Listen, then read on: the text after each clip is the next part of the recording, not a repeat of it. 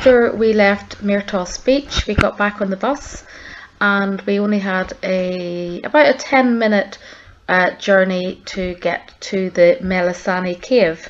Well, I say 10 minutes once we got back up that really long winding road. At the Melissani Caves, you'll see that there was actually quite a queue of people to get down into that. There were several different buses all there in the afternoon, and there wasn't very much shade. So a lot of us parents got some cold drinks from the little cafe and some food because we didn't have a lunch stop as such. And we just waited in the queue to get down to the cave. The reason we're doing this narration is because we had the glass cover over our GoPro and we didn't realize at the time that if you have the glass cover, it's really difficult to pick up any sound. So you've got this little recording instead.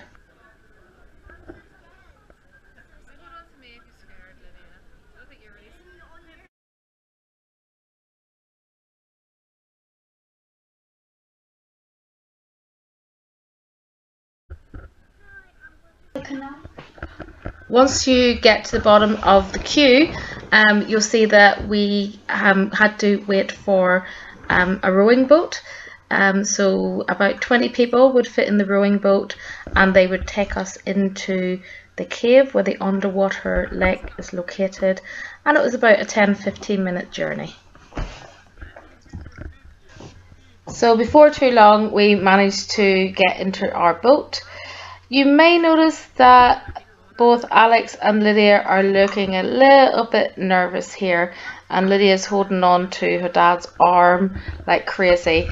The reason for this was that after we got onto the boat, which was a little bit rocky, there was a lady who got on after us who sat in the wrong place and almost tipped us into the water. So that's why we're all looking a little bit nervous. It's probably fair to say as well that although the kids are learning to swim, I can't swim at all, and the water here is probably about 15 meters deep, so I definitely didn't want to be heading into the water.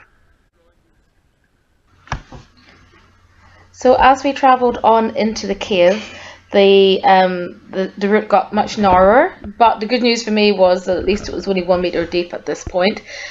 So we basically took the trip into the cave and then we turned around and headed back towards the jetty where we had got on. By this point Alex had cheered up a little bit and was relaxing, took control of the video, and before too long it was all over and we just finished our trip by nervously getting back off the boat, and we just headed back to the bus and eventually back to the ship.